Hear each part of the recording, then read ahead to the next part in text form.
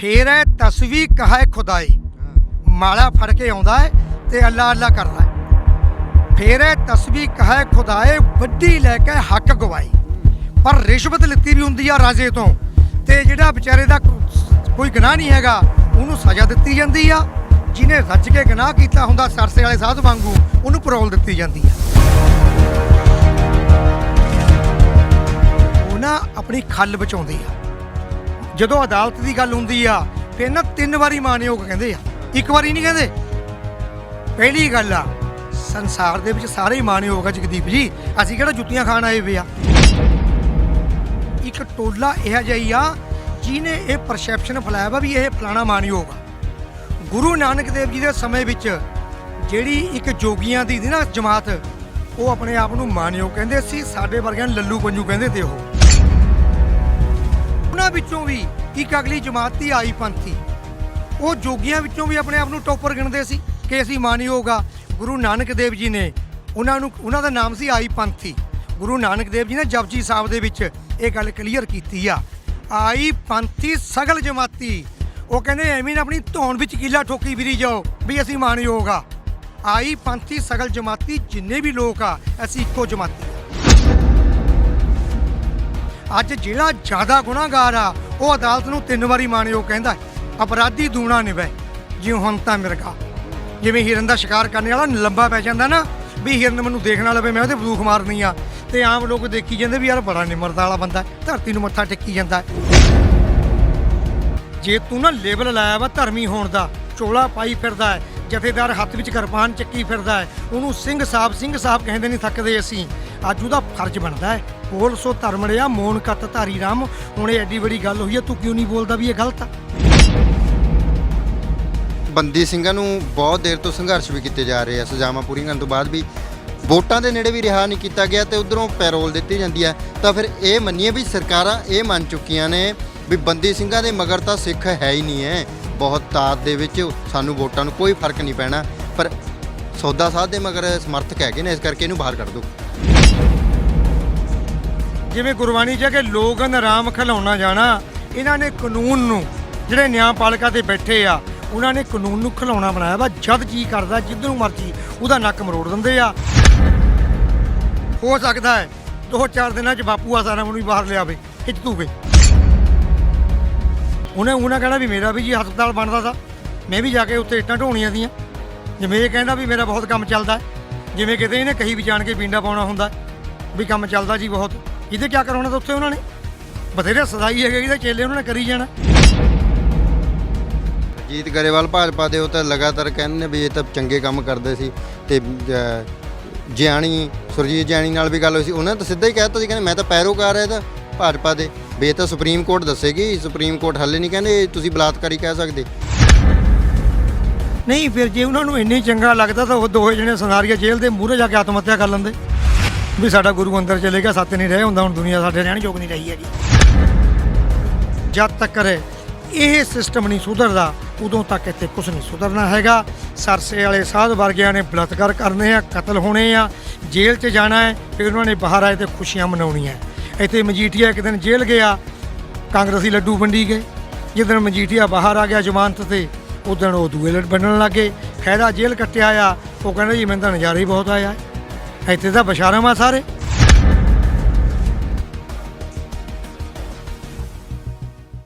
ਬਲਾਤਕਾਰ ਅਤੇ ਕਤਲ ਮਾਮਲੇ 'ਚ ਸੁਨਾਰੀਆ ਜੇਲ੍ਹ 'ਚ ਸਜ਼ਾ ਕੱਟ ਰਹੇ ਗੁਰਮੀਤ ਰਾਮ ਰਹੀਮ ਨੂੰ 21 ਦਿਨ ਦੇ ਲਈ ਬਾਹਰ ਕੱਢਿਆ ਜਾ ਰਿਹਾ ਹੈ।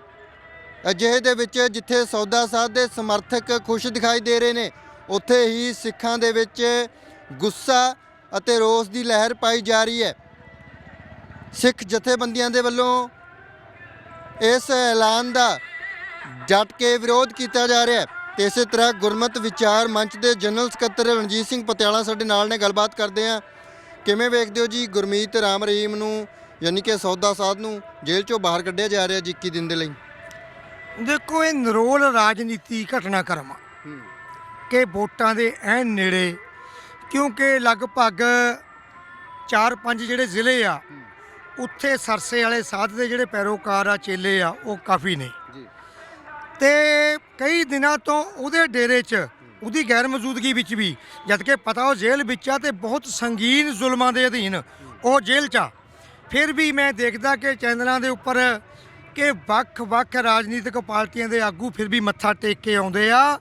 ਇਹ ਸਾਡੇ ਆਗੂ ਇੱਕ ਸੂਰ ਦੀ ਬਿਰਤੀ ਦੇ ਹੋ ਚੁੱਕੇ ਆ।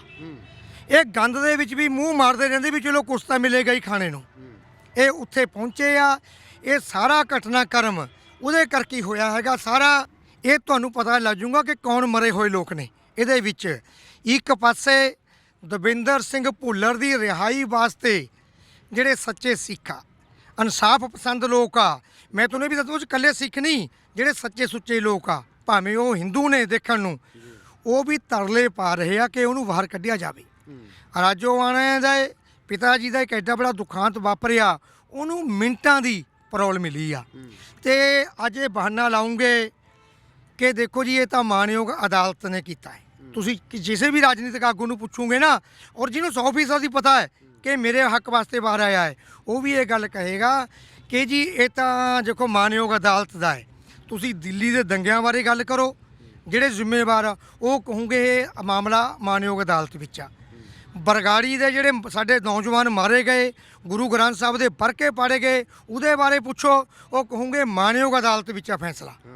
ਮੈਨੂੰ ਇੱਕ ਨਹੀਂ ਸਮਝ ਲੱਗਦੀ ਕਿ ਜਦੋਂ ਤਾਂ ਤੁਹਾਡੇ ਖਿਲਾਫ ਕੁਛ ਹੁੰਦਾ ਹੈ, ਉਦੋਂ ਜਿਹੜੀ ਅਦਾਲਤ ਆ ਉਹ ਮਾਣਯੋਗ ਨਹੀਂ ਰਹਿੰਦੀ। ਜਦੋਂ ਤੁਹਾਨੂੰ ਲੱਗਦਾ ਤੁਹਾਡੇ ਹੱਕ ਵਿੱਚ ਭੁਗਤ ਰਹੀ ਆ, ਤਾਂ ਉਹੀ ਅਦਾਲਤ ਮਾਣਯੋਗ ਹੋ ਜਾਂਦੀ ਆ। ਗੁਰੂ ਨਾਨਕ ਦੇਵ ਜੀ ਦੇ ਸਮੇਂ ਵੀ ਇਹੀ ਹੋਇਆ ਹੈ। ਸਿੱਖਾਂ ਦੇ ਨਾਲ ਜਦੋਂ ਨਹੀਂ ਹੋ ਰਿਹਾ ਹੈਗਾ, ਗੁਰੂ ਅਰਜਨ ਦੇਵ ਜੀ ਨੂੰ ਕਾਨੂੰਨ ਦੇ ਅਧੀਨ ਸਜ਼ਾ ਦਿੱਤੀ ਗਈ ਆ, ਭਾਵੇਂ ਉਹ ਕਾਨੂੰਨ ਨੂੰ ਮਰੋੜ ਕੇ ਪੇਸ਼ ਕੀਤਾ ਗਿਆ ਹੈ। ਛੋਟੇ ਸਾਹਿਬਜ਼ਾਦਿਆਂ ਨੂੰ ਨੀਹਾਂ ਦੇ ਵਿੱਚ ਕਾਨੂੰਨ ਦੇ ਅਧੀਨ ਮਤਾ ਪਵਾ ਕੇ ਪਾਰਲੀਮੈਂਟ 'ਚੋਂ ਸਜ਼ਾ ਦਿੱਤੀ ਗਈ ਆ। ਦੇਖੋ ਅੱਜ ਨਿਆਂ ਪ੍ਰਣਾਲੀ ਜਿਹੜੀ ਆ ਉਹ ਸਾਡੇ ਜੱਜ ਸਾਹਿਬਾਨਾਂ ਕੋਲ ਆ। ਗੁਰੂ ਸਾਹਿਬ ਦੇ ਟਾਈਮ ਵਿੱਚ ਇਹ ਸਾਰੀ ਜਿਹੜੀ ਨਿਆਂ ਪ੍ਰਣਾਲੀ ਸੀ ਇਹ ਕਾਜ਼ੀ ਦੇ ਕੋਲ ਹੁੰਦੀ ਸੀ। ਉਹ ਕਾਜ਼ੀ ਨੂੰ ਰਾਜੇ ਵੱਲੋਂ ਉਹਦੀ ਬਾਂਹ ਮਰੋੜ ਕੇ ਕਿਹਾ ਜਾਂਦਾ ਸੀ ਕਿ ਤੂੰ ਇਸ ਤਰ੍ਹਾਂ ਦੀ ਪੇਸ਼ ਕਰ ਹਾਲਾਤ ਤਾਂ ਕਿ ਸਜ਼ਾ ਦੇਣ ਲੱਗੇ ਲੋਕ ਨਾ ਭੜਕੇ। ਉਹ ਫਿਰ ਜਿਹੜਾ ਕਾਜੀ ਸੀ ਜੱਜ ਦੇ ਰੂਪ ਵਿੱਚ ਅੰਦਰੋਂ ਆਉਂਦਾ ਸੀ, ਹੱਥ ਦੇ ਵਿੱਚ ਉਹਨੇ ਮਾਲਾ ਫੜੀ ਵੀ ਹੁੰਦੀ ਸੀ, ਮਾਲਾ ਫੇਰਦਾ ਤਾਂ ਕਿ ਲੋਕਾਂ ਨੂੰ ਲੱਗੇ ਬਹੁਤ ਸੱਚਾ ਪੱਕਾ ਹੈ। ਭਰਮ ਰੱਖਦਾ ਸੀ। ਗੁਰੂ ਨਾਨਕ ਦੇਵ ਜੀ ਨੇ ਉਸ ਸਾਰੇ ਬਿਰਤਾਂਤ ਨੂੰ ਗੁਰਬਾਣੀ ਦੇ ਵਿੱਚ ਬਿਆਨ ਕੀਤਾ ਹੈ। ਫੇਰ ਹੈ ਤਸਵੀ ਕਹੈ ਖੁਦਾਏ, ਮਾਲਾ ਫੜ ਕੇ ਆਉਂਦਾ ਹੈ ਤੇ ਅੱਲਾ ਅੱਲਾ ਕਰਦਾ ਹੈ। ਫੇਰ ਹੈ ਤਸਵੀ ਕਹੈ ਖੁਦਾਏ, ਵੱਡੀ ਲੈ ਕੇ ਹੱਕ ਗਵਾਏ। ਪਰ ਰਿਸ਼ਵਤ ਲਿੱਤੀ ਵੀ ਹੁੰਦੀ ਆ ਰਾਜੇ ਤੋਂ, ਤੇ ਜਿਹੜਾ ਵਿਚਾਰੇ ਦਾ ਕੋਈ ਗੁਨਾਹ ਨਹੀਂ ਹੈਗਾ ਉਹਨੂੰ ਸਜ਼ਾ ਦਿੱਤੀ ਜਾਂਦੀ ਆ। ਜਿਹਨੇ ਰੱਜ ਕੇ ਗੁਨਾਹ ਕੀਤਾ ਹੁੰਦਾ ਸਰਸੇ ਵਾਲੇ ਸਾਧ ਵਾਂਗੂ, ਉਹਨੂੰ ਪਰੋਲ ਦਿੱਤੀ ਜਾਂਦੀ ਆ। ਫੇਰ ਹੈ ਤਸਵੀ ਕਹੈ ਖੁਦਾਏ, ਵੱਡੀ ਲੈ ਕੇ ਹੱਕ ਗਵਾਏ, ਜੇ ਕੋ ਪੁੱਛੈ ਪੜ੍ਹ ਸੁਣਾਈ। ਉਹਨੇ ਕੋਲ ਕਿਤਾਬ ਰੱਖੀ ਵੀ ਹੁੰਦੀ ਸੀ। ਤੁਹਾਡੇ ਵਰਗਾ ਕੋਈ ਪੱਤਰਕਾਰ ਜਦ ਪੁੱਛਦਾ ਵੀ ਇਹ ਤਾਂ ਸਜ਼ਾ ਬਣਦੀ ਨਹੀਂ ਜੀ, ਇਹਦੀ ਪਰੋਲ ਬਣਦੀ ਨਹੀਂ, ਫਿਰ ਉਹ ਜਿਹੜਾ ਕਾਜੀ ਸੀ ਨਾ ਜੱਜ, ਉਹ ਫਿਰ ਕਿਤਾਬ ਕੱਢ ਕੇ ਗੁਰੂ ਨਾਨਕ ਦੇਵ ਜੀ ਕਹਿੰਦੇ ਸੁਣਾਉਂਦਾ ਵੀ ਆਹ ਦੇਖੋ ਇਹ ਕਾਨੂੰਨ ਦੇ ਮੁਤਾਬਕ, ਇਹ ਨੁਕਤੇ ਦੇ ਮੁਤਾਬਕ ਇਹਨੂੰ ਮੈਂ ਸਜ਼ਾ ਤੋਂ ਪਾਸੇ ਰੱਖਿਆ, ਇਸ ਕਰਕੇ ਇਹਨੂੰ ਪਰੋਲ ਦਿੱਤੀ ਆ। ਅੱਜ ਨਾ ਇੱਕ ਹੋਰ ਬਣ ਗਿਆ, ਮੈਂ ਆਮ ਸੁਣਦਾ ਹੈ ਅਦਾਲਤ ਦੀ ਵਾਰੀ ਨੂੰ ਤੁਸੀਂ ਕਿਸੇ ਜੱਜ ਨੂੰ ਵੀ ਪੁੱਛੋ ਵੀ ਇਹ ਗਲਤ ਹੋਇਆ, ਕਿਸੇ ਵਕੀਲ ਨੂੰ ਪੁੱਛ ਲਓ, ਉਹ ਨਾ ਆਪਣੀ ਖੱਲ ਬਚਾਉਂਦੇ ਆ। ਜਦੋਂ ਅਦਾਲਤ ਦੀ ਗੱਲ ਹੁੰਦੀ ਆ ਫਿਰ ਨਾ 3 ਵਾਰੀ ਮਾਣਯੋਗ ਕਹਿੰਦੇ ਆ, ਇੱਕ ਵਾਰੀ ਨਹੀਂ ਕਹਿੰਦੇ। ਪਹਿਲੀ ਗੱਲ ਆ ਸੰਸਾਰ ਦੇ ਵਿੱਚ ਸਾਰੇ ਹੀ ਮਾਣਯੋਗ ਆ ਜਗਦੀਪ ਜੀ, ਅਸੀਂ ਕਿਹੜਾ ਜੁੱਤੀਆਂ ਖਾਣ ਆਏ ਵੇ ਆ, ਅਸੀਂ ਵੀ ਮਾਣਯੋਗ ਆ, ਤੁਸੀਂ ਵੀ ਮਾਣਯੋਗ ਆ। ਜਿਹੜਾ ਬੰਦਾ ਗਲਤ ਕੰਮ ਕਰਦਾ ਉਹ ਮਾਣਯੋਗ ਨਹੀਂ ਹੈਗਾ। ਇਹ ਤਾਂ ਮਤਲਬ ਜਿਹਨੂੰ ਮਰਜ਼ੀ ਪੁੱਛ ਲਓ, ਇਹ ਅੱਜ ਦੀ ਗੱਲ ਨਹੀਂ ਹੈਗੀ, ਇਹ ਇਹਨਾਂ ਲੋਕਾਂ ਦਾ ਇੱਕ ਟੋਲਾ ਇਹੋ ਜਿਹਾ ਹੀ ਆ ਜਿਹਨੇ ਇਹ ਪਰਸੈਪਸ਼ਨ ਫੈਲਾਇਆ ਵਾ ਵੀ ਇਹ ਫਲਾਣਾ ਮਾਣਯੋਗ ਆ। ਗੁਰੂ ਨਾਨਕ ਦੇਵ ਜੀ ਦੇ ਸਮੇਂ ਵਿੱਚ ਜਿਹੜੀ ਇੱਕ ਜੋਗੀਆਂ ਦੀ ਨਾ ਜਮਾਤ, ਉਹ ਆਪਣੇ ਆਪ ਨੂੰ ਮਾਣਯੋਗ ਕਹਿੰਦੇ ਸੀ, ਸਾਡੇ ਵਰਗਿਆਂ ਨੂੰ ਲੱਲੂ ਪੰਜੂ ਕਹਿੰਦੇ ਤੇ ਉਹ। ਪਰ ਉਹਨਾਂ ਵਿੱਚੋਂ ਵੀ ਇੱਕ ਅਗਲੀ ਜਮਾਤ ਸੀ ਆਈ ਪੰਥੀ, ਉਹ ਜੋਗੀਆਂ ਵਿੱਚੋਂ ਵੀ ਆਪਣੇ ਆਪ ਨੂੰ ਟੋਪਰ ਗਿਣਦੇ ਸੀ ਕਿ ਅਸੀਂ ਮਾਣਯੋਗ ਆ। ਗੁਰੂ ਨਾਨਕ ਦੇਵ ਜੀ ਨੇ ਉਹਨਾਂ ਦਾ ਨਾਮ ਸੀ ਆਈ ਪੰਥੀ। ਗੁਰੂ ਨਾਨਕ ਦੇਵ ਜੀ ਨੇ ਜਪਜੀ ਸਾਹਿਬ ਦੇ ਵਿੱਚ ਇਹ ਗੱਲ ਕਲੀਅਰ ਕੀਤੀ ਆ, ਆਈ ਪੰਥੀ ਸਗਲ ਜਮਾਤੀ। ਉਹ ਕਹਿੰਦੇ ਐਵੇਂ ਨਾ ਆਪਣੀ ਧੌਣ ਵਿੱਚ ਕੀਲਾ ਠੋਕੀ ਫਿਰੀ ਜਾਓ ਵੀ ਅਸੀਂ ਮਾਣਯੋਗ ਆ। ਆਈ ਪੰਥੀ ਸਗਲ ਜਮਾਤੀ, ਜਿੰਨੇ ਵੀ ਲੋਕ ਆ ਅਸੀਂ ਇੱਕੋ ਜਮਾਤੀ ਆ, ਅਸੀਂ ਉਸ ਅਕਾਲ ਪੁਰਖ ਦੀ ਅੰਸਾ, ਸਾਡਾ ਮਾਣ ਸਤਿਕਾਰ ਸਭ ਦਾ ਇੱਕੋ ਹੀ ਆ। ਅੱਜ ਜਿਹੜਾ ਜ਼ਿਆਦਾ ਗੁਨਾਹਗਾਰ ਆ ਉਹ ਅਦਾਲਤ ਨੂੰ 3 ਵਾਰੀ ਮਾਣਯੋਗ ਕਹਿੰਦਾ ਹੈ, ਅਪਰਾਧੀ ਦੂਣਾ ਨਿਭੈ ਜਿਉ ਹੁਣ ਤਾਂ ਮਿਰਗਾ। ਜਿਵੇਂ ਹਿਰਨ ਦਾ ਸ਼ਿਕਾਰ ਕਰਨ ਵਾਲਾ ਲੰਬਾ ਪੈ ਜਾਂਦਾ ਨਾ, ਵੀ ਹਿਰਨ ਮੈਨੂੰ ਦੇਖ ਨਾ ਲਵੇ, ਮੈਂ ਉਹਦੇ ਬੰਦੂਕ ਮਾਰਨੀ ਆ। ਤੇ ਆਮ ਲੋਕ ਦੇਖੀ ਜਾਂਦੇ ਵੀ ਯਾਰ ਬੜਾ ਨਿਮਰਤਾ ਵਾਲਾ ਬੰਦਾ ਹੈ, ਧਰਤੀ ਨੂੰ ਮੱਥਾ ਟੇਕੀ ਜਾਂਦਾ ਹੈ, ਕਰਨਾ ਹੁੰਦਾ ਉਹਨੇ ਸ਼ਿਕਾਰ। ਇਸੇ ਤਰ੍ਹਾਂ ਇਹ ਲੋਕਾਂ ਨੇ ਹੁਣ ਜਿੰਨੇ ਅਦਾਲਤ ਬੰਦੇ ਆ ਨਾ, ਇਹ ਆਗੂ, ਤੁਸੀਂ ਇਹਨਾਂ ਨੂੰ ਪੁੱਛੋ ਵੀ ਉਹਨੂੰ ਕਿਉਂ ਪਰੋਲ ਤੇ ਛੱਡਿਆ, ਇਹਨਾਂ ਦਾ ਇੱਕੋ ਹੀ ਜਵਾਬ ਹੋਣਾ ਹੈ, ਇਹ ਮਾਣਯੋਗ ਅਦਾਲਤ ਦਾ ਫੈਸਲਾ ਹੈ। ਕਈ ਲੀਡਰਾਂ ਦਾ ਤਾਂ ਆ ਗਿਆ, ਉਹ ਕਹਿੰਦੇ ਕੋਰਟ ਦਾ ਫੈਸਲਾ ਵੀ ਅਸੀਂ ਇਹਦੇ 'ਚ ਕੋਈ ਦਖਲਅੰਦਾਜ਼ੀ ਨਹੀਂ ਦੇਣਾ ਚਾਹੁੰਦੇ। ਹਾਂ, ਬਸ ਤੁਹਾਨੂੰ ਇਹਨਾਂ ਨੇ ਇਹੀ ਕਹਿਣਾ, ਕਿਉਂਕਿ ਉੱਥੇ ਇਹਨਾਂ ਦੀ ਖੱਲ ਬਚ ਜਾਂਦੀ ਆ। ਤੇ ਜਿਹੜੀ ਸਾਡੀ ਅਕਾਲ ਤਖਤ ਦੇ ਜਥੇਦਾਰ ਆ ਜੀ, ਉਹਨਾਂ ਨੂੰ ਅੱਜ ਜੇ ਉਹ ਚੁੱਪ ਰਹੇ ਅੱਜ, ਤਾਂ ਉਹ ਦੋਸ਼ੀ ਆ ਇਸ ਗੱਲ ਦੇ। ਉਹ ਗੁਰੂ ਨਾਨਕ ਸਾਹਿਬ ਦੀ ਵਿਚਾਰਧਾਰਾ ਦੇ ਦੋਸ਼ੀ ਆ ਜਿਹੜੇ, ਕਿਉਂਕਿ ਗੁਰੂ ਨਾਨਕ ਦੇਵ ਜੀ ਦਾ ਗੁਰਬਾਣੀ ਵਿੱਚ ਸ਼ਬਦ ਆ, ਬੋਲ ਸੋ ਧਰਮ ਉੜਿਆ ਮੋਨ ਕਤ ਧਾਰੀ ਰਾਮ। ਜੇ ਤੂੰ ਨਾ ਲੇਬਲ ਲਾਇਆ ਵਾ ਧਰਮੀ ਹੋਣ ਦਾ, ਚੋਲਾ ਪਾਈ ਫਿਰਦਾ ਹੈ, ਜਥੇਦਾਰ ਹੱਥ ਵਿੱਚ ਕਿਰਪਾਨ ਚੱਕੀ ਫਿਰਦਾ ਹੈ, ਉਹਨੂੰ ਸਿੰਘ ਸਾਹਿਬ ਕਹਿੰਦੇ ਨਹੀਂ ਥੱਕਦੇ ਅਸੀਂ। ਅੱਜ ਉਹਦਾ ਫਰਜ਼ ਬਣਦਾ ਹੈ, ਬੋਲ ਸੋ ਧਰਮ ਉੜਿਆ ਮੋਨ ਕਤ ਧਾਰੀ ਰਾਮ। ਹੁਣ ਇਹ ਐਡੀ ਵੱਡੀ ਗੱਲ ਹੋਈ ਹੈ, ਤੂੰ ਕਿਉਂ ਨਹੀਂ ਬੋਲਦਾ ਵੀ ਇਹ ਗਲਤ ਆ? ਤੇ ਜਦੋਂ ਭੁੱਲਰ ਦੀ ਗੱਲ ਹੁੰਦੀ ਆ ਉਦੋਂ ਤੁਸੀਂ ਬੋਲਦੇ ਨਹੀਂ ਹੈਗੇ। ਦੂਸਰੀ ਗੱਲ, ਕੋਈ ਵੀ ਬੰਦਾ, ਅਸੀਂ ਨਹੀਂ ਕਹਿ ਸਕਦੇ ਕਿ ਸਿੱਖਾਂ ਦਾ ਮਸਲਾ ਹਿੰਦੂਆਂ ਦਾ ਮਸਲਾ, ਇਹ ਬੇਈਮਾਨ ਲੋਕਾਂ ਦਾ ਮਸਲਾ ਹੈ।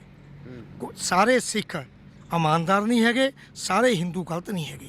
ਜਿਹੜਾ ਬੰਦਾ ਬੇਇਨਸਾਫੀ ਦੇ ਖਿਲਾਫ ਨਹੀਂ ਬੋਲ ਸਕਦਾ ਉਹ ਬੇਈਮਾਨ ਹੈ।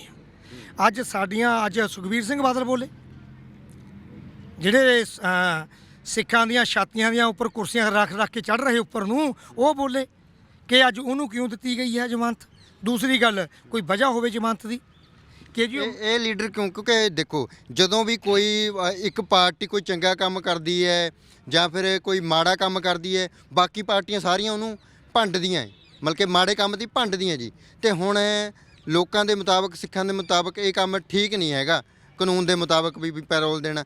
ਤੇ ਹੁਣ ਭਾਜਪਾ ਨੂੰ ਤਾਂ ਭੰਡਣਾ ਚਾਹੀਦਾ ਸੀ ਇਹਨਾਂ ਨੂੰ, ਹੁਣ ਵੀ ਨਹੀਂ ਭੰਡ ਰਹੇ ਜੀ ਇਹ। ਨਹੀਂ, ਇਹ ਸੋਚਦੇ ਵੀ ਸ਼ਾਇਦ ਉੱਤੋਂ 2-4 ਵੋਟਾਂ ਸਾਨੂੰ ਵੀ ਨਾ ਕਿਤੇ ਜਾਂਦੀਆਂ ਰਹੇ। ਗੱਲ ਤਾਂ ਵੋਟਾਂ ਦੀ ਆ ਨਾ। ਇੱਥੇ ਅਗਲਾ ਕਹਿੰਦਾ ਵੀ ਸਿੱਖੀ ਨੂੰ ਬਾਅਦ 'ਚ ਦੇਖ ਲੂੰਗੇ, ਪਹਿਲਾਂ ਵੋਟਾਂ ਤਾਂ ਦੇਖੀਏ ਜਿਹੜੀਆਂ ਮੂਹਰੇ ਆ ਰਹੀਆਂ। ਇਹਨਾਂ ਨੇ ਨਹੀਂ ਬੋਲਣਾ। ਪਰ ਮੈਂ ਕਹਿੰਦਾ ਕਿ ਜਥੇਦਾਰ ਅਕਾਲ ਤਖਤ ਸਾਹਿਬ ਤੇ ਹੋਰ ਜਿਹੜੇ ਸਾਡੇ ਸਿੱਖ ਨੁਮਾਇੰਦੇ ਨੇ ਨਰੋਲ, ਜਿਹੜੇ ਕਹਿੰਦੇ ਅਸੀਂ ਰਾਜਨੀਤੀ ਤੋਂ ਪਾਸੇ ਆ, ਉਹਨਾਂ ਦਾ ਅੱਜ ਫਰਜ਼ ਬਣਦਾ ਹੈ ਕਿ ਇਸ ਗੱਲ ਬਾਰੇ ਬੋਲੇ, ਅਦਾਲਤਾਂ ਨੂੰ ਵੀ ਚੈਲੰਜ ਕਰੇ। ਦੇਖੋ, ਜਿਹੜੀਆਂ ਅਦਾਲਤਾਂ ਲੋਕਾਂ ਵਾਸਤੇ ਆ, ਲੋਕ ਅਦਾਲਤਾਂ ਵਾਸਤੇ ਨਹੀਂ ਹੈਗੇ। ਅਦਾਲਤਾਂ ਕੋਈ ਇਹ ਨਹੀਂ ਕਿ ਰੱਬ ਆ ਵੀ ਜੋ ਮਰਜ਼ੀ ਕਰੀ ਜਾਵੇ ਤੇ ਉਹਨਾਂ ਨੂੰ ਤੁਸੀਂ ਮਾਣਯੋਗ ਕਹੀ ਜਾਓ। ਸੋ ਇਹ ਬਹੁਤ ਹੀ ਮੰਦ ਘਟਨਾ ਜਿਹੜੀ ਵਾਪਰੀ ਆ, ਇਹਦੇ ਨਾਲ ਲੋਕਾਂ ਦਾ ਨਿਆਂਪਾਲਕਾਂ ਤੋਂ ਭਰੋਸਾ ਉੱਠਣਾ ਹੈ। ਤੇ ਹੁਣ ਬੰਦੀ ਸਿੰਘਾਂ ਨੂੰ ਬਹੁਤ ਦੇਰ ਤੋਂ ਸੰਘਰਸ਼ ਵੀ ਕੀਤੇ ਜਾ ਰਹੇ ਆ, ਸਜ਼ਾਵਾਂ ਪੂਰੀਆਂ ਕਰਨ ਤੋਂ ਬਾਅਦ ਵੀ ਵੋਟਾਂ ਦੇ ਨੇੜੇ ਵੀ ਰਿਹਾ ਨਹੀਂ ਕੀਤਾ ਗਿਆ ਤੇ ਉਧਰੋਂ ਪੈਰੋਲ ਦਿੱਤੀ ਜਾਂਦੀ ਹੈ। ਤਾਂ ਫਿਰ ਇਹ ਮੰਨੀਏ ਵੀ ਸਰਕਾਰਾਂ ਇਹ ਮੰਨ ਚੁੱਕੀਆਂ ਨੇ ਵੀ ਬੰਦੀ ਸਿੰਘਾਂ ਦੇ ਮਗਰ ਤਾਂ ਸਿੱਖ ਹੈ ਹੀ ਨਹੀਂ ਹੈ, ਬਹੁਤ ਤਾਤ ਦੇ ਵਿੱਚ ਸਾਨੂੰ ਵੋਟਾਂ ਨੂੰ ਕੋਈ ਫਰਕ ਨਹੀਂ ਪੈਣਾ, ਪਰ ਸੌਦਾ ਸਾਧ ਦੇ ਮਗਰ ਸਮਰਥਕ ਹੈਗੇ ਨੇ, ਇਸ ਕਰਕੇ ਇਹਨੂੰ ਬਾਹਰ ਕੱਢ ਦਿਓ। ਹਾਂ, ਨਹੀਂ, ਇਹਨਾਂ ਨੇ ਗਿਣਤੀਆਂ ਕਰਾਈਆਂ ਹੁੰਦੀਆਂ ਵੀ ਨਰੋੜ ਜਿਹੜੇ ਸੱਚੇ ਸਿੱਖ ਆ ਉਹ ਕਿੰਨੇ ਕਾ। ਅੱਛਾ, ਅਗਲਾ ਸੋਚਦਾ ਕਿ ਇਹਨਾਂ ਦੀਆਂ 150 200 ਵੋਟਾਂ ਸਾਡਾ ਕਿਆ ਬਗਾਲ ਲੂੰਗੀਆਂ। ਉਧਰ ਉਹਨਾਂ ਨੂੰ ਪਤਾ ਧਾੜਾਂ ਦੀ ਧਾੜ ਆ, ਉਹ ਉਹਨਾਂ ਵੋਟਾਂ ਨੂੰ ਦੇਖ ਕੇ ਸਾਰੇ ਫੈਸਲੇ ਕੀਤੇ ਜਾ ਰਹੇ ਆ। ਅੱਜ ਸਭ ਦੀਆਂ ਬਿਆਨਬਾਜ਼ੀਆਂ ਵੀ ਇਹੀ ਹੋਣੀਆਂ, ਪੂਰਾ ਦਿਨ ਤੁਸੀਂ ਦੇਖ ਲਿਓ। ਉਹਦੇ ਹੱਕ ਖਿਲਾਫ ਨਹੀਂ ਕਿਸੇ ਨੇ ਬੋਲਣਾ ਹੈਗਾ ਵੀ ਉਹਨੂੰ ਕੋਈ ਪਰੋਲ ਕਿਉਂ ਮਿਲੀ ਹੈਗੀ ਆ। ਇਹ ਲਗਾਤਾਰ ਮਤਲਬ ਸਾਰਾ ਕੁਝ ਘਟਨਾਕ੍ਰਮ ਜੋ ਜਿਹੜੇ ਜੋੜ ਘਟਾਓ ਆ, ਉਹ ਵੋਟਾਂ ਕਰਕੇ ਲਾਏ ਜਾ ਰਹੇ ਆ। ਸਿੱਖਾਂ ਨੂੰ ਮਾਰ ਦਿਓ। ਮੈਂ ਤੁਹਾਨੂੰ ਇੱਥੇ ਦੱਸਾਂ ਕਿ ਜੇ ਅੱਜ ਇੱਕ ਬੰਦਾ ਨਾ, ਕੋਈ ਪੰਡਤ ਕਹਿ ਦਿੰਦਾ ਵੀ ਤੂੰ ਮੱਛੀਆਂ ਨੂੰ ਗੋਲੀਆਂ ਪਾ, ਤੇਰਾ ਮਸਲਾ ਹੱਲ ਹੋ ਜਾਊਗਾ, ਪਤਾ ਤਾਂ ਉਹਨੂੰ ਵੀ ਨਹੀਂ ਵਿਚਾਰੇ ਨੂੰ ਹੁੰਦਾ, ਉਹ ਮੱਛੀਆਂ ਨੂੰ ਗੋਲੀਆਂ ਪਾਉਣ ਲੱਗ ਜਾਂਦਾ ਹੈ। ਜੇ ਪੰਡਤ ਨੇ ਕਹਿ ਦਿੱਤਾ ਕਿ ਤੂੰ ਮੱਛੀਆਂ ਨੂੰ ਜ਼ਹਿਰ ਪਾ, ਤੇਰਾ ਮਸਲਾ ਹੱਲ ਹੋ ਜਾਣਾ ਹੈ, ਉਹਨਾਂ ਮੱਛੀਆਂ ਨੂੰ ਜ਼ਹਿਰ ਪਾਉਣ ਲੱਗ ਜਾਣਾ। ਉਹਦਾ ਮੱਛੀ ਨਾਲ ਕੋਈ ਮਤਲਬ ਨਹੀਂ, ਉਹਦਾ ਆਪਣੇ ਮਸਲੇ ਨਾਲ ਮਤਲਬ ਆ। ਇਹਨਾਂ ਨੂੰ ਸਿੱਖਾਂ ਨਾਲ ਕੋਈ ਮਸਲਾ ਨਹੀਂ ਹੈਗਾ। ਸਾਡੇ ਸਾਰੇ ਲੋਕ, ਇਹਨਾਂ ਨੂੰ ਜਿਹੜੀਆਂ ਹੈਗੀਆਂ ਰਾਜਨੀਤਿਕ ਪਾਰਟੀਆਂ, ਨਾ ਹੀ ਸੱਚ ਗੱਲ ਮਸਲਾ, ਨਾ ਹੀ ਬੇਇਨਸਾਫੀ ਨਾਲ ਇਹਦਾ ਕੋਈ ਮਤਲਬ। ਜੇ ਹੁੰਦਾ ਤਾਂ ਸਾਰੇ ਲੋਕ ਦਵਿੰਦਰ ਸਿੰਘ ਜਿਹੜਾ ਹੈਗਾ ਭੁੱਲਰ ਆਪਣਾ, ਉਹਦੀ ਰਿਹਾਈ ਵਾਸਤੇ ਨਾ ਭੱਜਦੇ। ਅੱਜ ਸਾਰੇ ਬੰਦਿਆਂ ਨੇ ਉਹਦੇ ਵੱਲ ਤੇ ਪਿੱਠ ਕਰ ਰੱਖੀ ਆ, ਜਿਹਦੀ ਜਵਾਨੀ ਖਤਮ ਹੋ ਗਈ ਜੇਲ੍ਹ ਦੇ ਵਿੱਚ। ਅੱਜ ਹੋਰ ਕਿੰਨੇ ਸਿੱਖ ਆ ਜਿਹੜੀਆਂ ਆਪਣੀਆਂ ਸਜ਼ਾ ਵੀ ਪੂਰੀਆਂ ਕਰ ਚੁੱਕੇ ਆ, ਪਰ ਇਹਨਾਂ ਦਾ ਆਪਣੀ ਜੀ ਕਰਦਾ ਹੈ ਜਿਵੇਂ ਗੁਰਬਾਣੀ 'ਚ ਹੈ ਕਿ ਲੋਗਨ ਰਾਮ ਖਿਲਾਉਣਾ ਜਾਣਾ। ਇਹਨਾਂ ਨੇ ਕਾਨੂੰਨ ਨੂੰ, ਜਿਹੜੇ ਨਿਆਂਪਾਲਕਾਂ ਤੇ ਬੈਠੇ ਆ, ਉਹਨਾਂ ਨੇ ਕਾਨੂੰਨ ਨੂੰ ਖਿਲਾਉਣਾ ਬਣਾਇਆ ਵਾ। ਜਦ ਜੀ ਕਰਦਾ ਜਿੱਧਰ ਨੂੰ ਮਰਜੀ ਉਹਦਾ ਨੱਕ ਮਰੋੜ ਦਿੰਦੇ ਆ, ਜਦ ਜੀ ਕਰਦਾ ਉਧਰ ਨੂੰ ਕਰ ਲੈਂਦੇ ਹੈਗੇ ਆ। ਤੁਹਾਨੂੰ ਕੀ ਲੱਗਦਾ ਵੀ 21 ਦਿਨਾਂ ਦੇ ਵਿੱਚ ਗੁਰਮੀਤ ਰਾਮ ਰਹੀਮ ਜਾਂ ਸੌਦਾ ਸਾਧ ਕੀ ਕੁਝ ਕਰੇਗਾ?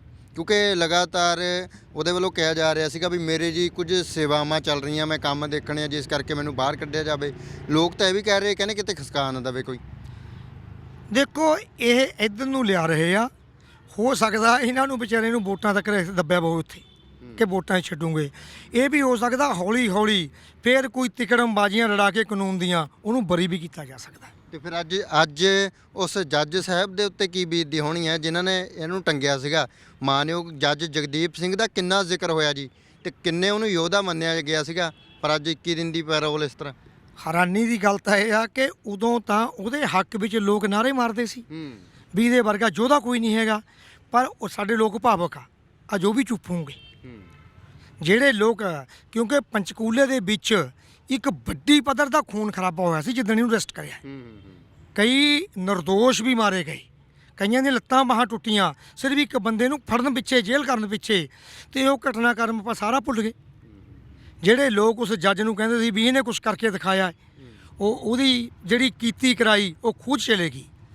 ਇਹ ਤੋਂ ਲੱਗਦਾ ਹੈ ਕਿ ਜਿਹੜੀਆਂ ਸਰਕਾਰਾਂ ਹੈ ਉਹਨਾਂ ਖਾਤਰ ਸਭ ਕੁਝ ਜਾਇਜ਼ ਆ, ਕੁਝ ਵੀ ਕਰ ਸਕਦੇ ਆ। ਤੇ ਜਿਹੜੇ ਲੋਕ ਆ ਉਹਨਾਂ ਨੂੰ ਵੀ ਮੈਂ ਬੇਨਤੀ ਕਰਨੀ ਚਾਹੁੰਦਾ ਦੀਪਕ ਜੀ ਕਿ ਭਾਵਕ ਹੋਣ ਦੀ ਬਜਾਏ, ਚਲੋ ਠੀਕ ਆ ਕਿ ਦਿਲ ਕਈ ਵਾਰੀ ਕੁਝ ਕਰਦਾ ਹੈ, ਪਰ ਫਿਰ ਵੀ ਜਿਹੜੇ ਤੁਸੀਂ ਫੈਸਲੇ ਕਰਦੇ ਆ ਉਹ ਦਿਮਾਗ ਦੀ ਜ਼ਰੂਰ ਵਰਤੋਂ ਕਰੋ। ਪਰਮਾਤਮਾ ਨੇ ਵੀ ਜਿਹੜਾ ਦਿਮਾਗ ਆ ਦਿਲ ਤੋਂ ਉੱਪਰ ਰੱਖਿਆ, ਇਸ ਕਰਕੇ ਨਾ ਤੁਸੀਂ ਦਿਲ ਦੇ ਨਾਲ ਫੈਸਲੇ ਇੱਕੋ ਲਖਤ ਨਹੀਂ ਕਿ ਨਾਅਰੇ ਮਾਰਤੇ, ਜਕਾਰੇ ਮਾਰਤੇ ਫਿਰ ਸੌਂ ਗਏ। ਇਹਦੇ ਨਾਲ ਸਾਡੀ ਛਵੀ ਵੀ ਖਰਾਬ ਹੁੰਦੀ ਹੈ। ਜਿਵੇਂ ਹੁਣ ਇਲਜ਼ਾਮ ਲੱਗ ਰਹੇ ਵੀ ਭਾਜਪਾ ਨੇ ਕਰਵਾਇਆ, ਪਰ ਕਾਨੂੰਨ ਤਾਂ ਹਮੇਸ਼ਾ ਇਹ ਕਹਿੰਦੇ ਆ ਵੀ ਸਾਡੇ ਤੇ ਕੋਈ ਸਰਕਾਰਾਂ ਦਾ ਦਬਾਅ ਨਹੀਂ, ਜਾਂ ਫਿਰ ਹੁਣ ਇਹ ਮੰਨੀਏ ਵੀ ਜੋ ਸਰਕਾਰ ਕਹਿੰਦੀ ਹੈ ਉਹ ਲੋਕ, ਜਿਵੇਂ ਇੱਕ ਤੁਸੀਂ ਬੈਂਗਣੀ ਵਾਲੀ ਕਹਾਣੀ ਸੁਣਾਈ ਸੀ ਵੀ ਬੇਗੁਣੀ ਵਾਲਾ, ਉਹ ਚੀਜ਼ ਮੰਨੀਏ? ਨਹੀਂ, ਬਿਲਕੁਲ। ਦੇਖੋ ਗੁਰੂ ਨਾਨਕ ਦੇਵ ਜੀ ਨੇ ਸਪਸ਼ਟ ਕਰਤਾ ਨਾ ਕਿ ਉਹ ਕਾਜੀ ਨੂੰ ਕਹਿ ਕੇ ਭੇਜਿਆ ਜਾਂਦਾ ਸੀ ਵੀ ਤਾਂ ਆਹ ਫੈਸਲਾ ਸੁਣਾਉਣਾ, ਪਰ ਆਉਂਦਾ ਉਸੇ ਐਡਰੈਸ ਵਿੱਚ ਤਾਂ ਵੀ ਜਿਵੇਂ ਜੱਜ ਆ ਉਹ ਤੇ ਉਹ ਗਲਤ ਨਹੀਂ ਕਰ ਸਕਦਾ। ਫਿਰ ਉਹੀ ਸੀ ਉਹ ਕਿ ਫਿਰ ਤਸਵੀ ਕਹੇ ਖਦਾਏ ਵੱਡੀ ਲੈ ਕੇ ਹੱਕ ਗਵਾਏ, ਜੇ ਕੋਈ ਪੁੱਛੇ ਪੜ੍ਹ ਸੁਣਾਏ। ਹੁਣ ਇਹੀ ਗੱਲ ਆ ਨਾ ਅੱਜ। ਬਿਲਕੁਲ ਅੱਜ ਸਭ ਨੇ ਕਹਿਣਾ ਵੀ ਕਿਆ ਕਰੀਏ ਜੀ, ਇਹ ਤਾਂ ਕਾਨੂੰਨ ਨੇ ਕੀਤਾ ਹੈਗਾ। ਕਾਨੂੰਨ ਵਾਲਿਆਂ ਨੂੰ ਪੁੱਛੋ, ਉਹਨਾਂ ਨੇ ਕਹਿਣਾ ਮੈਂ ਕਾਨੂੰਨ ਦੇ ਮੁਤਾਬਕ ਕੀਤਾ, ਪਰ ਬਾਂਹ ਮਰੋੜੀ ਜਾਂਦੀ ਆ ਕਾਨੂੰਨ ਦੀ ਪਿਛਲੇ ਦਰਵਾਜ਼ੇ ਤੋਂ। ਪਰ ਅੱਜ ਫਿਰ ਇਹਦੇ ਨਾਲ ਚਲੋ ਇਹ ਬਾਹਰ ਆ ਰਿਹਾ, ਪਰ ਅੱਜ ਉਹਨਾਂ ਲੀਡਰਾਂ ਦੀ ਵੀ ਤਾਂ ਪਰਖ ਦੀ ਘੜੀ ਆ ਗਈ ਨਾ ਵੀ ਕਿਹੜੇ ਅੱਜ ਸੱਚ ਨਾਲ ਖੜੇ ਨੇ, ਕਿਹੜੇ ਵੋਟਾਂ ਲਈ ਖੜੇ ਨੇ। ਨਹੀਂ, ਲੀਡਰ ਜੇ ਸੱਚ ਨਾਲ ਖੜੇ ਹੁੰਦੇ ਤਾਂ ਸਿਆਪਾ ਹੀ ਨਾ ਪੈਂਦਾ, ਡੁੱਬੀ ਦਾ ਸਾਂਝਾ ਸਾਹ ਨਾ ਆਇਆ। ਲੀਡਰ ਤਾਂ ਖੜੇ ਹੀ ਵੋਟਾਂ ਗੈਲਾ ਉਹਦਾ। ਹੁਣ ਜੇ ਹਰੇਕ ਲੀਡਰ ਨੂੰ ਕਹੋ ਵੀ ਤੇਰੇ 5 ਜੁੱਤੀਆਂ ਮਾਰੂਗੇ ਵੋਟ ਪਾ ਦੂੰਗੇ, ਉਹਨੇ ਕਿਸੇ ਦੇ ਪੱਗ ਤਾਰ ਲੈਣੀ ਵੀ ਮਾਰੋ ਮੇਰੇ ਸਿਰ ਜੁੱਤੀਆਂ, ਕਿਉਂਕਿ ਉਹਨੂੰ ਤਾਂ ਵੋਟਾਂ ਦੀ ਲੋੜ ਅੱਜ। ਹਾਂ, ਅੱਜ ਉਹਨਾਂ ਦਾ ਕੋਈ ਮਤਲਬ ਨਹੀਂ ਹੈਗਾ ਸੱਚ ਨਾਲ, ਹੱਕ ਨਾਲ, ਪੰਜਾਬ ਨਾਲ। ਅੱਜ ਜੋ ਕਾਮਾਂ ਰੌਲੀ ਪਈ ਹੋਈ ਆ ਜਗਦੀਪ ਜੀ ਕਿ 10 ਬੰਦੇ ਪਾਰਟੀ ਨੂੰ ਝਟਕਾ ਦੇ ਕੇ ਦੂਈ ਪਾਰਟੀ 'ਚ ਜਾਂਦੇ ਆ, 5 ਬੰਦੇ ਦੂਜੀ ਪਾਰਟੀ ਨੂੰ ਝਟਕਾ ਦੇ ਕੇ ਕਹਿੰਦੇ ਇੱਧਰ ਆ ਗਏ। ਅੱਜ ਜੋ ਕਾਮਾਂ ਰੌਲੀ ਪਈ ਹੋਈ ਆ ਇਹਦੇ ਵਿੱਚ ਜਿੱਤਣਾ ਤਾਂ ਇੱਕ ਨੇ ਹੈਗਾ ਹੀ ਆ, ਪਰ ਯਕੀਨੀ ਤੌਰ ਤੇ ਪੰਜਾਬ ਨੇ ਹਾਰਨਾ। ਜਿੱਤੇ ਕੋਈ ਮਰਜ਼ੀ, ਪਰ ਪੰਜਾਬ ਹਾਰੂਗਾ। ਔਰ 5 ਸਾਲਾਂ ਵਾਸਤੇ ਫਿਰ ਪੰਜਾਬ ਹਾਰ ਰਿਹਾ ਹੈ, ਕਿਉਂਕਿ ਕਿਸੇ ਦੇ ਕੋਲ ਕੋਈ ਮੁੱਦਾ ਨਹੀਂ ਹੈਗਾ। ਕਿਸੇ ਨੇ ਕਹਿਣਾ ਸਰਸੇ ਵਾਲੇ ਨੂੰ ਛੜਾ ਦਿਓ ਤਾਂ ਕਰ ਦੂੰਗਾ। ਹੋ ਸਕਦਾ ਹੈ 2-4 ਦਿਨਾਂ 'ਚ ਬਾਪੂ ਆਸਾਰਾਮ ਨੂੰ ਵੀ ਬਾਹਰ ਲਿਆਵੇ, ਖਿੱਚ ਦੂਗੇ। ਅੱਛਾ, ਕਿਉਂਕਿ ਉਹਦੇ ਵੀ ਵੋਟਰ ਬਹੁਤ ਆ, ਉਹਦੇ ਵੀ ਸਪੋਰਟਰ ਬਹੁਤ ਆ। ਉਹਨੇ ਕਹਿਣਾ ਵੀ ਮੇਰਾ ਵੀ ਜੀ ਹਸਪਤਾਲ ਬਣਦਾ ਤਾ, ਮੈਂ ਵੀ ਜਾ ਕੇ ਉੱਥੇ ਇੱਟਾਂ ਢੋਣੀਆਂ ਦੀਆਂ। ਜਿਵੇਂ ਇਹ ਕਹਿੰਦਾ ਵੀ ਮੇਰਾ ਬਹੁਤ ਕੰਮ ਚੱਲਦਾ ਹੈ, ਜਿਵੇਂ ਕਿਤੇ ਇਹਨੇ ਕਹੀ ਵੀ ਜਾਣ ਕੇ ਬੀਂਡਾ ਪਾਉਣਾ ਹੁੰਦਾ ਵੀ ਕੰਮ ਚੱਲਦਾ ਜੀ ਬਹੁਤ। ਇਹਦੇ ਕਿਆ ਕਰਾਉਣਾ ਤਾਂ ਉੱਥੇ ਉਹਨਾਂ ਨੇ ਬਥੇਰੇ ਸਦਾਈ ਹੈਗੇ, ਇਹਦੇ ਚੇਲੇ ਉਹਨਾਂ ਨੇ ਕਰੀ ਜਾਣਾ। ਆਉਣ ਵਾਲੇ ਦਿਨਾਂ ਵਿੱਚ ਹੋ ਸਕਦਾ ਬਾਪੂ ਆਸਾਰਾਮ ਵੀ ਬਾਹਰ ਆਵੇ, ਉਹਦਾ ਵੀ ਫਿਰ ਇਹ ਲੀਡਰਾਂ ਨੇ ਇੱਕੋ ਹੀ ਗੱਲ ਕਹਿਣੀ ਹੈ, ਦੇਖੋ ਜੀ ਇਹ ਮਾਣਯੋਗ ਅਦਾਲਤ ਦਾ ਫੈਸਲਾ ਹੈ, ਇਹੀ ਹੋਣਾ ਹੈਗਾ। ਹੋਰ ਵੀ ਮੈਂ ਤਾਂ ਕਹਿੰਦਾ ਜਿਹੜੇ ਵਿਚਾਰੇ ਫੜੇ ਹੋਏ ਆ, ਚਾਹੇ ਛੋਟੇ ਜ਼ੁਲਮ ਵਾਲੇ ਬੜੇ ਵਾਲੇ, ਸਭ ਨੂੰ ਲਿਆਓ ਬਾਹਰ ਇੱਕ ਵਾਰੀ। ਹਰਜੀਤ ਗਰੇਵਾਲ ਭਾਜਪਾ ਦੇ ਉਹ ਤਾਂ ਲਗਾਤਾਰ ਕਹਿੰਦੇ ਨੇ ਵੀ ਇਹ ਤਾਂ ਚੰਗੇ ਕੰਮ ਕਰਦੇ ਸੀ, ਤੇ ਸੁਰਜੀਤ ਜਿਆਣੀ ਨਾਲ ਵੀ ਗੱਲ ਹੋਈ ਸੀ, ਉਹਨਾਂ ਨੇ ਤਾਂ ਸਿੱਧਾ ਹੀ ਕਹਿ ਦਿੱਤਾ ਸੀ, ਕਹਿੰਦੇ ਮੈਂ ਤਾਂ ਪੈਰੋਕਾਰ ਹੈ ਇਹਦਾ ਭਾਜਪਾ ਦੇ, ਵੀ ਇਹ ਤਾਂ ਸੁਪਰੀਮ ਕੋਰਟ ਦੱਸੇਗੀ, ਸੁਪਰੀਮ ਕੋਰਟ ਹਾਲੇ ਨਹੀਂ ਕਹਿੰਦੇ ਤੁਸੀਂ ਬਲਾਤਕਾਰੀ ਕਹਿ ਸਕਦੇ। ਉਹ ਤਾਂ ਝਗੜੇ ਵੀ ਸੀ ਮੇਰੇ ਨਾਲ। ਨਹੀਂ, ਫਿਰ ਜੇ ਉਹਨਾਂ ਨੂੰ ਇੰਨੀ ਚੰਗਾ ਲੱਗਦਾ ਤਾਂ ਉਹ ਦੋਹੇ ਜਣੇ ਸੰਸਾਰੀਆ ਜੇਲ੍ਹ ਦੇ ਮੂਹਰੇ ਜਾ ਕੇ ਆਤਮ ਹੱਤਿਆ ਕਰ ਲੈਂਦੇ ਵੀ ਸਾਡਾ ਗੁਰੂ ਅੰਦਰ ਚਲੇ ਗਿਆ, ਸੱਤ ਨਹੀਂ ਰਹਿ ਹੁੰਦਾ, ਹੁਣ ਦੁਨੀਆ ਸਾਡੇ ਰਹਿਣ ਯੋਗ ਨਹੀਂ ਰਹੀ ਹੈਗੀ। ਫਿਰ ਤਾਂ ਇਹੀ ਕਰਨਾ ਚਾਹੀਦਾ ਸੀ। ਉਹ ਤਾਂ ਹੁਣ ਇਹ ਆ ਵਿਚਾਰੇ, ਉਹ ਵੀ ਵੋਟਾਂ ਦੇ ਮਾਰੇ ਵੇ, ਕਰੇ ਕਿਆ, ਸਾਰੇ ਕਰਜ਼ਿਆਂ ਦੇ ਮਾਰੇ ਵੇ ਆ, ਕਿਉਂਕਿ ਜ਼ਮੀਰ ਇਹਨਾਂ ਦੀ ਮਰ ਚੁੱਕੀ ਆ। ਤੇ ਮੁਰਦੇ ਬੰਦੇ ਨੂੰ ਤਾਂ ਇੱਕ ਅਰਥੀ ਚਾਹੀਦੀ ਆ, 4 ਚੱਕਣੇ ਵਾਲੇ ਚਾਹੀਦੇ, ਜਿੱਥੇ ਨੂੰ ਮਰਜ਼ੀ ਲੈ ਜਾਓ ਇਹਨਾਂ ਨੂੰ। ਇਹ ਮੁਰਦੇ ਹੋ ਚੁੱਕੇ ਆ, ਇਹਨਾਂ ਦੀ ਆਤਮਾ ਹੈ ਨਹੀਂ। ਇਹਨਾਂ ਦੇ ਜੋ ਮਰਜ਼ੀ ਕਵਾਈ ਜਾਓ, ਜੋ ਮਰਜ਼ੀ ਕਹੀ ਜਾਓ। ਜੇ ਕਹਿਣਾ ਮੈਂ ਤੁਹਾਨੂੰ ਕਿਹਾ ਇਹਨਾਂ ਨੂੰ ਕੋਈ 5-5 ਜੁੱਤੀਆਂ ਖਾਓ ਵੋਟ ਮਿਲੂਗੀ, ਇਹਨਾਂ ਨੇ ਕਹਿਣਾ ਮਾਰ ਲਓ। ਉਹ ਜਾਮਣ ਦੇ ਪੇੜ ਵਾਲੀ ਵੀ ਗੱਲ ਹੈਗੀ ਆ ਫਿਰ ਇਹਨਾਂ ਦੇ। ਉਹ ਜਿਹੜੀ ਕਿਹੜੀ ਕਹਾਣੀ ਸੀਗੀ ਉਹ ਨਹੀਂ ਉਹ ਮਰ ਚੁੱਕੇ ਲੋਕ ਆ, ਇਹ ਤਾਂ ਜ਼ਮੀਰ ਇਹਨਾਂ ਦੀ ਖਤਮ ਹੋ ਚੁੱਕੀ ਆ ਜੀ। ਤੇ ਜਿਹੜਾ ਬੰਦੇ ਦਾ ਜ਼ਮੀਰ ਨਹੀਂ ਹੈਗੀ ਉਹ ਕਿਸੇ ਕੰਮ ਦਾ ਨਹੀਂ ਹੈਗਾ। ਸੋ ਇਹ ਤਾਂ ਹੁਣ ਪਰ ਜ਼ਿੰਮੇਵਾਰੀ ਇਸ ਘਟਨਾਕ੍ਰਮ ਦੇ ਵਿੱਚ ਅੱਜ ਸਿੱਖ ਜਗਤ ਦੀ ਬਣਦੀ ਆ। ਜੇ ਉਹ ਕਹਿੰਦੇ ਆ ਕਿ ਅਸੀਂ ਉਹਦੇ ਨਾਲ ਨਹੀਂ ਹੈਗੇ, ਜਾਂ ਫਿਰ ਜਥੇਦਾਰ ਵੀ ਖੁੱਲ੍ਹ ਕੇ ਐਲਾਨ ਕਰ ਦੇਵੇ ਵੀ ਭਾਈ ਆ ਵੋਟਾਂ ਭੁਗਤ ਲੈਣ ਤੋਂ ਬਾਅਦ ਚ ਕਰਾਂਗੇ ਐਲਾਨ ਜਿਹੜੇ ਕਰਨੇ ਹੈਗੇ ਸਿੱਖੀ ਵਾਲੇ। ਉਹ ਵੀ ਕਹਿੰਦੇ ਵੀ ਭਾਈ ਜਿਹੜੇ ਹੈਗੇ ਉਹਦੇ ਸੌਦੇ ਸਾਧੇ ਉਹ ਅਕਾਲੀ ਦਲ ਨੂੰ ਵੀ ਵੋਟ ਪਾਓ ਸਾਡੇ ਨੂੰ ਤਾਂ ਕਿ ਅਸੀਂ ਜਿੱਤ ਜਾਈਏ। ਉਹਨਾਂ ਨੇ ਵੀ ਹੁਣ ਮੂੰਹ ਬੰਦ ਕਰਕੇ ਰੱਖਣਾ ਹੈਗਾ ਇਹਨਾਂ ਨੇ। ਕਾਂਗਰਸ ਦੇ ਲਗਾਤਾਰ ਜਦੋਂ ਭਾਈ ਬੰਦੀ ਸਿੰਘ ਨੂੰ ਰਿਹਾ ਕਰਨ ਦੀ ਗੱਲ ਆਉਂਦੀ ਹੈ, ਰਵਨੀਤ ਬਿੱਟੂ ਸਭ ਤੋਂ ਪਹਿਲਾਂ ਜਦੋਂ ਜੇ ਉਹਨਾਂ ਨੂੰ ਕਹੀਏ ਵੀ ਭਾਈ ਰਾਜੂ ਨਾਲ, ਉਹ ਕਹਿੰਦੇ ਮੇਰੇ ਮੋਹਰੇ ਭਾਈ ਨਹੀਂ ਕਹਿਣਾ, ਇਹਨੂੰ ਅੱਤਵਾਦੀ ਹੈ। ਤੇ ਅੱਜ ਫਿਰ ਬਲਾਤਕਾਰੀ ਨੂੰ ਬਲਾਤਕਾਰੀ ਕਹਿਣਗੇ। ਬਿਲਕੁਲ। ਜਦੋਂ ਪਿਛਲੀਆਂ ਵੋਟ ਜਦੋਂ ਜਗੀ ਵੀ ਇੱਥੋਂ ਮੇਰਾ ਖਿਆਲ ਰੋਪੜ ਦੀ ਚੋਣ ਲੜੇ ਸੀ ਰਵਨੀਤ ਸਿੰਘ ਬਿੱਟੂ ਮੈਂਬਰ ਪਾਰਲੀਮੈਂਟ ਦੀ, ਉਦੋਂ ਉਹਨਾਂ ਨੇ ਵੋਟਾਂ ਲੈਣ ਵਾਸਤੇ ਬਿਆਨ ਦਾਗਿਆ ਸੀ ਕਿ ਜਿਹੜੇ ਸਿੱਖਾਂ ਦੀਆਂ ਸਜ਼ਾ ਪੂਰੀਆਂ ਹੋ ਗਈਆਂ ਉਹਨਾਂ ਨੂੰ ਬਾਹਰ ਕੱਢਿਆ ਜਾਵੇ, ਉਹ ਭਾਵੇਂ ਮੇਰੇ ਦਾਦੇ ਦੇ ਕਾਤਲ ਵੀ ਕਿਉਂ ਨਾ ਹੋਣ। ਹੁਣ ਵੀ ਕਿਹਾ ਸੀ ਉਹਨਾਂ ਨੇ ਬਈ ਜੇ ਮੈਂ ਨਰਿੰਦਰ ਮੋਦੀ ਇਹਨਾਂ ਕਾਨੂੰਨਾਂ ਨੂੰ ਵਾਪਸ ਲੈ ਲੈਂਦਾ ਹੈ ਤਾਂ ਅਸੀਂ ਸਾਡਾ ਪਰਿਵਾਰ ਕਹੂਗਾ, ਚਾਹੇ ਉਹ ਰਾਜੋਆਣਾ ਹੋਵੇ ਚਾਹੇ ਉਹ ਹਵਾਰਾ ਹੋਵੇ, ਵੀ ਉਹਨਾਂ ਨੂੰ ਬਾਹਰ ਕੱਢਿਆ ਜਾਵੇ। ਪਰ ਹਲੇ ਵੀ ਗਰਾਰੀ ਉੱਥੀ ਅੜੀ ਹੋਈ ਹੈ। ਉਹ ਵੋਟਾਂ ਲੈਣ ਵਾਸਤੇ ਉਹ ਤੁਹਾਨੂੰ ਭਰਮਾਉਂਦੇ ਆ, ਵੋਟਾਂ ਲੈਣ ਵਾਸਤੇ ਬਿਆਨ ਦਿੰਦੇ ਆ, ਲੇਕਿਨ ਪਿਛਲੇ ਦਰਵਾਜ਼ੇ 'ਤੇ ਜਾ ਕੇ ਕਹਾਉਂਦੇ ਵੀ ਦੇਖਿਓ ਕਿਤੇ ਬਾਹਰ ਨਾ ਕੱਢ ਦਿਓ ਇਹਨੂੰ। ਇਹ ਸਭ ਵੋਟਾਂ ਦਾ ਟੱਟਵੰਜ ਚੱਲ ਰਿਹਾ ਹੈਗਾ। ਕੋਈ ਜੀਵੇ, ਪੰਜਾਬ ਮਰੇ, ਨਿਆਂਪਾਲਿਕਾ ਖਤਮ ਹੋ ਜਾਵੇ, ਲੋਕਾਂ ਦਾ ਭਰੋਸਾ ਉੱਠ ਜਾਵੇ, ਇੱਥੇ ਕਿਸੇ ਨੂੰ ਨਹੀਂ ਹੈਗਾ। ਮੈਂ ਤੁਹਾਨੂੰ ਫਿਰ ਇਹੀ ਗੱਲ ਕਹਿੰਦਾ ਕਿ ਜਿੱਤੇ ਭਾਵੇਂ ਕੋਈ, ਪਰ ਪੰਜਾਬ ਦਾ ਹਾਰ ਨਾ ਤੈਅ ਆ ਇਹਨਾਂ ਵੋਟਾਂ ਦੇ ਵਿੱਚ। ਤੇ ਆਮ ਤੌਰ ਤੇ ਦੇਖਦੇ ਜੀ ਆਪਣੀਆਂ ਨੌਕਰੀਆਂ ਦੇ ਲਈ ਤਾਂ ਵੋਟਾਂ ਦੇ ਨੇੜੇ ਲੋਕ ਸੰਘਰਸ਼ ਕਰਦੇ ਨੇ ਜੀ, ਜਿੰਦਾਬਾਦ ਮੁਰਦਾਬਾਦ ਕਰਦੇ ਨੇ। ਤੇ ਅਜਿਹੇ ਮਾਮਲਿਆਂ ਦੇ ਵਿੱਚ ਕਿਉਂ ਨਹੀਂ ਇਕੱਠੇ ਹੁੰਦੇ ਲੋਕ ਵੀ ਫਿਰ ਮਰੇ ਵੀ ਸਮਝੀਏ। ਦੇਖੋ ਜਿਹੜੇ ਬੰਦੇ ਅੱਜ ਨਾ ਸਰਕਾਰੀ ਨੌਕਰੀਆਂ ਵਾਸਤੇ ਭੱਜੇ ਫਿਰਦੇ ਆ, ਉਹ ਵੀ ਇਸ ਕਰਕੇ ਨਹੀਂ ਭੱਜੇ ਵੇ ਵੀ ਉਹਨਾਂ ਨੇ ਸਰਕਾਰੀ ਨੌਕਰੀ ਜਾ ਕੇ ਬਹੁਤ ਤੰਤਰ ਬਦਲ ਦੇਣਾ ਹੈ। ਉਹਨੂੰ ਵੀ ਇਹ ਵੀ ਇੱਕ ਵਾਰੀ ਬਾਂਹ ਫਸ ਜਾਵੇ ਬਸ ਮੇਰੀ। ਜਿਹੜੇ ਲੱਗੇ ਵੇ ਉਹਨਾਂ ਨੂੰ ਦੇਖ ਲਿਓ ਤੁਸੀਂ ਦਫ਼ਤਰਾਂ ਦੇ ਵਿੱਚ ਕਿਆ ਹਾਲਤ ਆ। ਇੱਥੇ ਪਿੱਛੇ ਜੇ ਮੈਂ ਖੁਦ ਜਿਹੜਾ ਸਿਵਲ ਹਸਪੀਟਲ ਆ ਉੱਥੇ SMO ਸਾਹਿਬ ਨੂੰ ਜਾ ਕੇ ਮਿਲਿਆ। ਮੈਂ ਕਿਹਾ ਜੀ ਜਿੰਨੇ OPD ਦੇ ਵਿੱਚ ਡਾਕਟਰ ਸਾਹਿਬ ਬੈਠਦੇ ਨਾ, ਉਹ ਬਿਨਾਂ ਦੱਸੇ ਉੱਠ ਕੇ ਚਲੇ ਜਾਂਦੇ ਆ ਤੇ ਮਰੀਜ਼ਾਂ ਦੀ ਲਾਈਨ ਉਹਦੇ ਕਮਰੇ ਵੱਲ ਨੂੰ ਦੇਖਦੀ ਰਹਿੰਦੀ ਹੈ। ਜਿਹੜਾ ਬਾਹਰ ਕਲਾਸ 4 ਮੁਲਾਜ਼ਮ ਬੈਠਾ ਕੁਰਸੀ ਤੇ, ਉਹਨੂੰ ਪੁੱਛੀ ਜਾਂਦੇ ਡਾਕਟਰ ਸਾਹਿਬ ਨੇ ਕਦੋਂ ਆਉਣਾ। ਉਹ ਕਹਿੰਦਾ ਮੀਟਿੰਗ 'ਤੇ ਗਏ ਵੇ ਆ ਜਾਊਂਗੇ। ਕਈ ਵਾਰ ਤਾਂ ਇਹ ਹੁੰਦਾ ਕਿ 2 ਵਜੇ ਤੱਕ ਆਉਂਦੇ ਨਹੀਂ, ਮਰੀਜ਼ ਨਿਰਾਸ਼ ਚਲੇ ਜਾਂਦੇ ਆ। ਮੈਂ SMO ਸਾਹਿਬ ਦੇ ਕਮਰੇ ਵਿੱਚ ਗਿਆ। ਮੈਂ ਕਿਹਾ ਜੀ ਆਪਾਂ ਐਂ ਕਰੀਏ, ਜਿੰਨੇ ਵੀ ਤੁਹਾਡੇ OPD ਦੇ ਡਾਕਟਰ ਸਾਹਿਬ ਨੇ ਨਾ, ਇਹਨਾਂ ਦੇ ਬਾਹਰ ਇੱਕ ਨੋਟਿਸ ਬੋਰਡ ਲਾ ਦਿਓ। ਮੈਂ ਪੈਟਰਨ ਦੇ ਤੌਰ ਤੇ ਨੋਟਿਸ ਬੋਰਡ ਖਰੀਦ ਕੇ ਲੈ ਕੇ ਆਪਣੇ ਕੋਲੋਂ, ਇੱਕ ਡਸਟਰ ਇੱਕ ਮਾਰਕਰ। ਮੈਂ ਕਿਹਾ ਜੀ ਮੈਂ ਲਾ ਕੇ ਜਾਊਂਗਾ, ਲੇਬਰ ਵੀ ਮੈਂ ਕਰੂੰਗਾ, ਵੀ ਡਾਕਟਰ ਸਾਹਿਬ ਬਸ ਇੰਨੀ ਕੁ ਤਕਲੀਫ ਕਰੇ ਕਿ ਉਹਦੇ ਉੱਪਰ ਲਿਖ ਦੇਵੇ ਕਿ ਜੀ ਹੁਣ ਮੈਂ 1 ਵਜੇ ਆਉਣਾ ਹੈ ਜਾਂ ਮੈਂ ਅੱਜ ਨਹੀਂ ਆਉਣਾ, ਤਾਂ ਕਿ ਜਿਹੜਾ ਮਰੀਜ਼ ਦੂਰ ਦਰਾਡੇ ਤੋਂ ਆਇਆ ਵਾ ਉਹ ਪੜ੍ਹ ਕੇ ਆਪਣਾ ਲੰਘ ਜਵੇ ਤਾਂ ਬਾਜ਼ਾਰ ਦਾ ਕੰਮ ਕਰੇ ਜਾ ਕੇ, ਜਾਂ ਫਿਰ ਉਹ ਡੀਕੇ, ਜਾਂ ਜੇ ਡਾਕਟਰ ਨੇ ਨਹੀਂ ਆਉਣਾ ਉਹ ਕਿਸੇ ਹੋਰ ਤੋਂ ਦਵਾਈ ਲੈ ਲਵੇ। ਦੇਖੋ ਬੜਾ ਵਧੀਆ ਸੁਝਾਅ ਤਾਂ ਮੈਂ ਆਪਣੇ ਸੋਚ ਕੇ ਗਿਆ ਤਾਂ SMO ਵੀ ਮੰਨ ਗਿਆ, ਕਹਿੰਦਾ ਠੀਕ ਆ। ਉਹ 3 ਦਿਨਾਂ ਬਾਅਦ ਉਹ SO ਬਦਲ ਗਿਆ, ਦੂਸਰਾ ਆ ਗਿਆ। ਮੈਂ ਫੇਰ ਗਿਆ, ਮੈਂ ਕਿਹਾ ਜੀ ਆਹ ਤਾਂ ਕਰਨਾ ਸੀ, ਆਪਾਂ ਨੇ ਬੋਰਡ ਲਾ ਦਈਏ। ਉਹਨੇ ਸਾਰੇ ਡਾਕਟਰ ਬੁਲਾਏ, ਸਾਰੇ ਡਾਕਟਰ ਨੇ ਜਵਾਬ ਦੇ ਦਿੱਤਾ, ਕਹਿੰਦੇ ਅਸੀਂ ਨਹੀਂ ਕਰਨਾ ਹੈ। ਕਹਿੰਦੇ ਮੈਨੂੰ ਕਹਿੰਦੇ ਵੀ ਇਹ ਲਿਖੂਗਾ ਕੌਣ ਫਿਰ? ਮੈਂ ਕਿਹਾ ਜੀ ਤੁਸੀਂ 2 ਅੱਖਰ ਲਿਖ ਦਿਓ ਜਾਣ ਲੱਗੇ ਕਿ ਮੈਂ ਅੱਜ 1 ਵਜੇ ਆਉਣਾ, ਮੇਰੀ ਮੀਟਿੰਗ ਆ DC ਸਾਹਿਬ ਨਾਲ, CMO ਨਾਲ, SMO ਨਾਲ। ਆਖਰ ਨੂੰ ਜੀ ਉਹ ਮੁੱਕਰਦਾ, ਜਿਹੜਾ ਉਹ ਲਿਆਂਦਾ ਤਾਂ ਨੋਟਿਸ ਬੋਰਡ ਡਸਟਰ, ਉਹ ਵੀ ਮੇਰੇ ਕੋਲੇ ਘਰੇ ਰੁਲਦਾ ਪਿਆ ਹੈਗਾ, ਉਹਨੇ ਲਾਉਣ ਨਹੀਂ ਦਿੱਤਾ ਹੈਗਾ। ਸਰਕਾਰੀ ਨੌਕਰੀਆਂ ਨੂੰ ਵੀ ਸਾਰੇ ਇਕਣੀ ਭੱਜੇ ਫਿਰਦੇ ਆ। ਅਗਲਾ ਕਹਿੰਦਾ ਮੇਰੀ ਲੱਤ ਵੱਜ ਜਾਵੇ ਇੱਕ ਵਾਰੀ, ਮੁੜ ਕੇ ਤੂੰ ਕੌਣ ਮੈਂ ਕੌਣ, ਇਹੀ ਕੰਮ ਆ। ਕੋਈ ਸਿਸਟਮ ਦੇ ਸੁਧਾਰ ਵਾਸਤੇ ਜਦੋਂ ਨਹੀਂ ਆਉਂਦੇ ਉਦੋਂ ਤੱਕ ਆਹੀ ਹਾਲ ਰਹਿਣਾ। ਜਗਦੀਪ ਜੀ 1950 ਦੇ ਵਿੱਚ ਜਿਹੜਾ ਡਾਲਰ ਸੀ ਉਹ 5 ਰੁਪਏ ਦਾ ਸੀ, ਅੱਜ 75 ਸਾਲਾਂ ਦੇ ਬਾਅਦ ਉਹ 75 ਦਾ ਹੋ ਗਿਆ। 15 ਗੁਣਾ ਅਸੀਂ ਡਾਊਨ ਕਿਉਂ ਗਏ ਆ?